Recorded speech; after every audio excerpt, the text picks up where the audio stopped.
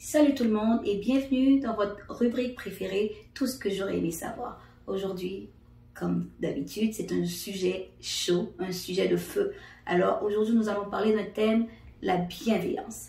Alors, si c'est un sujet qui vous intéresse, alors restez avec nous après la pause et pourquoi pas inviter vos amis, rassemblez-vous autour d'un café, d'un chocolat chaud. Alors, revenez-nous après la pause.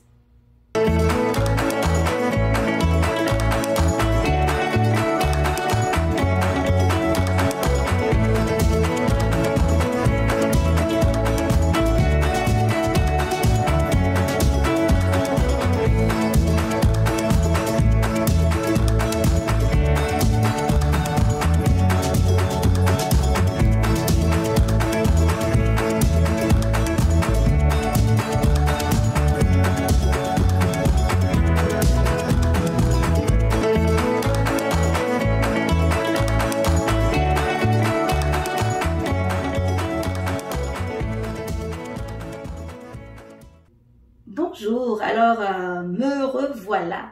Alors aujourd'hui, comme j'avais annoncé, on va parler aujourd'hui de la bienveillance.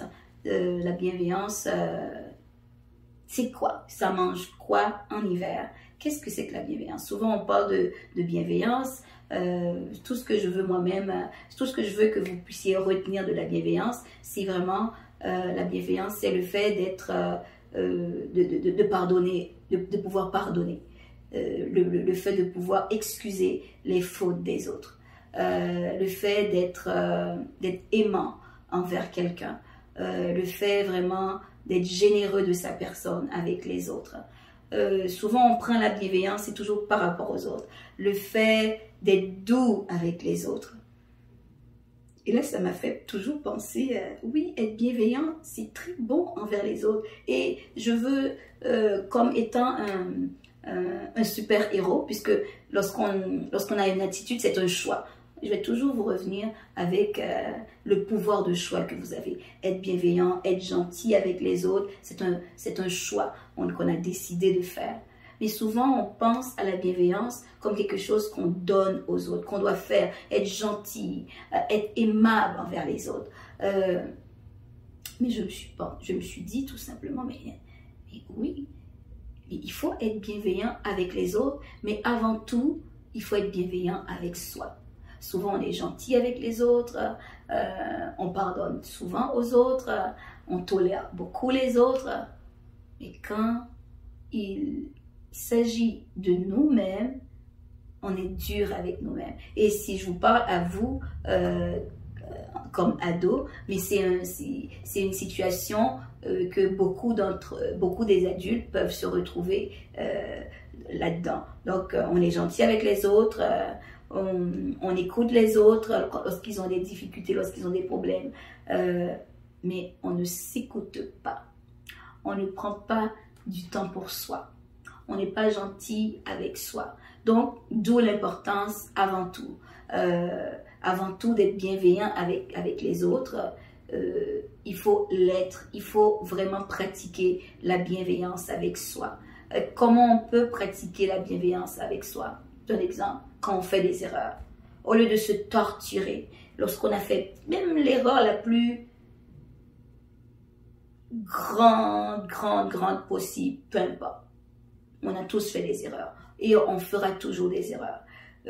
Si je peux me permettre de revenir avec cette phrase qui dit que l'erreur est humaine. L'erreur est humaine.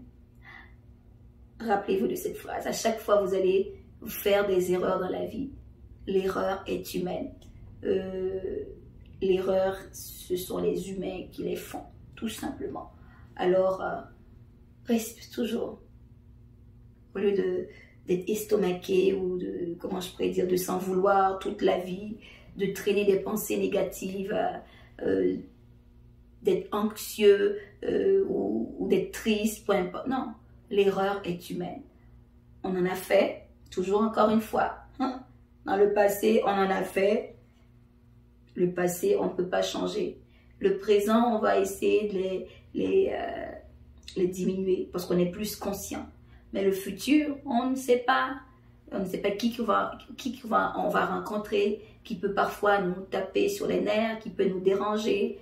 On ne sait pas. Mais toujours avoir en tête que l'erreur est humaine. L'erreur est humaine. Il faut premièrement être bienveillant avec soi. Moi, je pense qu'il faut pratiquer la bienveillance avec soi. Je ne dis pas comment je pourrais dire, il y a une différence entre le fait de faire quelque chose et juste pour le plaisir de le répéter, puis on se sent confortable avec.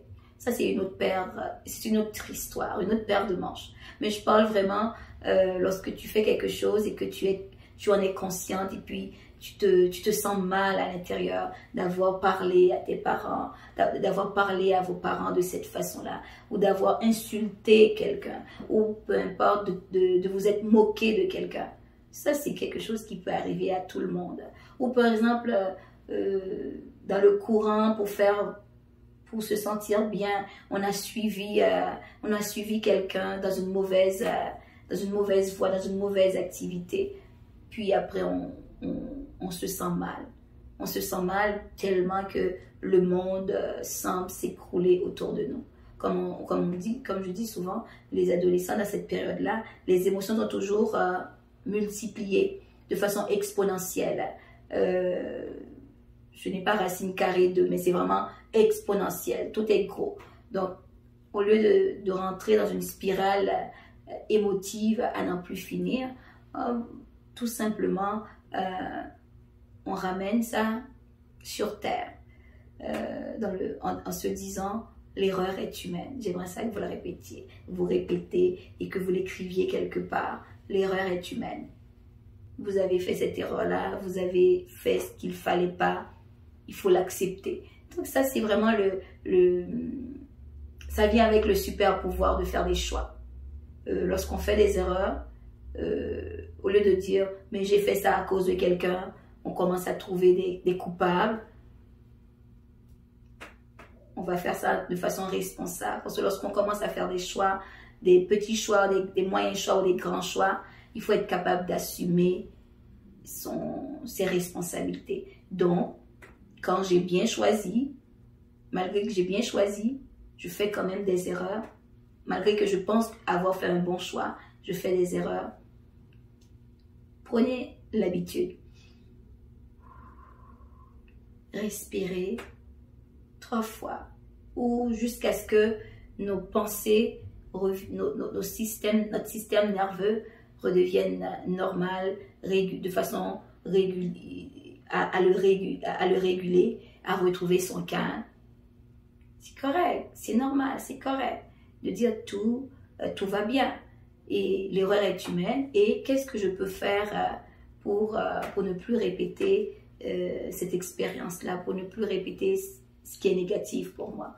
Donc, toujours trouver un outil vraiment, au lieu de toujours grimper dans une spirale négative, dans une spirale émotionnelle, un cercle vicieux, une spirale infernale à n'en plus finir.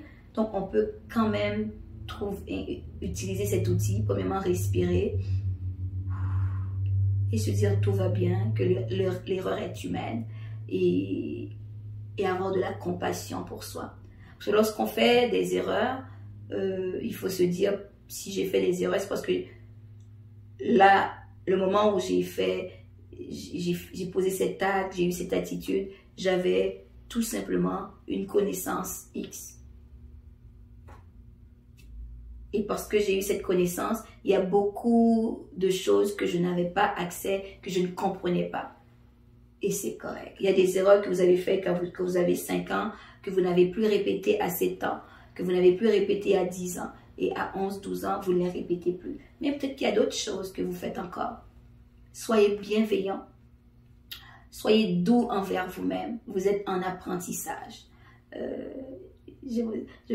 va faire un jeu de mots que je trouve intéressant. Souvent, peut-être que vous avez déjà écouté le film, comment il s'appelle? Ben, c'est L'apprenti sorcier. Au moins, ça vous dit quelque chose. J'ai oublié son nom. L'apprenti sorcier. Mais il y a aussi l'apprentissage. L'apprentissage. Vous êtes des apprentissages. Mes super-héros adolescents, vous êtes des apprentissages qui apprennent la sagesse. Des fois, on apprend la sagesse en écoutant les parents. Et quand parfois on n'écoute pas les parents, leur conseil, on trouve comme ils sont trop vieux, ils ne vous comprennent pas. Si cela vous dit, ils ne vous comprennent pas, ben, il reste une chose, une façon d'apprendre par l'expérience. Et c'est douloureux, c'est difficile, des fois on en pleure, des fois on en bave, des fois ça nous fait vivre toutes sortes d'émotions comme des montagnes russes. Mais des fois, il y a des personnes, autant des adolescents ou des adultes, ça leur prend des expériences pour comprendre les consignes ou les règles qu'on voulait leur dire, qu'on voulait leur faire comprendre. Parfois, un exemple, dans la Bible, ça nous dit tel événement, telle situation, tel principe, le principe de la pureté, tel principe. Oh, ben là, c'est pour les adultes, ces affaires-là. Non. Quand ce n'est pas pour faire peur, mais quand on prend la responsabilité, un exemple d'avoir, pour X raisons, des relations sexuelles, mais des relations sexuelles, ça produit quoi? Une fois sur deux, qu'on peut avoir des relations sexuelles, une chance sur deux, on a une chance sur deux pour avoir une grossesse. Donc, à ce moment-là, quand on est adolescent, c'est une grossesse non désirée. Alors que Dieu veut pour nous qu'on désire faire les choses, Dieu désire pour vous d'avoir un homme, une femme qui vous aime, qui va vous accompagner dans cette relation amoureuse. Un homme, une femme qui va vous aimer, qui va vous procurer l'attention dont vous avez besoin. Alors que lorsque tout simplement on sort de ce cadre, même si ça n'a pas l'air d'être populaire, mais autant pour des adultes ou pour des adolescents, ça peut être un choix des fois qui a ses conséquences et qu'on doit assumer malheureusement par la suite. Donc c'est un exemple qui m'est venu en tête. Donc c'est vraiment d'être capable, malgré nos erreurs, malgré les conséquences de nos erreurs, on se dit, so what? Ça s'est passé. Encore une fois, le passé est passé, peu importe la grandeur de la conséquence, peu importe la grosseur de la conséquence que vous vivez en ce moment dans votre vie. Mais le passé est passé. Vous n'avez aucun pouvoir sur ce passé. Et vous pouvez avoir le pouvoir sur ce présent en étant, premièrement, en vous donnant du temps, en étant patient avec vous, en étant doux avec vous, en étant généreux avec vous, comment je peux dire, en étant gentil avec vous. Donc, tout cela vraiment, ça va vous éviter d'être dur avec vous, de rentrer dans une spirale de colère ou de tristesse, d'amertume ou de condamnation, de honte infernale. Vous avez honte, ok, et alors? Donc, le but, c'est de se dire, ce sentiment m'apprend quoi? Qu'est-ce que je peux apprendre? Et comment, à partir de maintenant, vous pouvez cheminer dans une guérison, peu importe la blessure, peu importe la honte, peu importe ce qui a amené la condamnation, mais être doux et bienveillant. Et de laisser le temps faire son travail.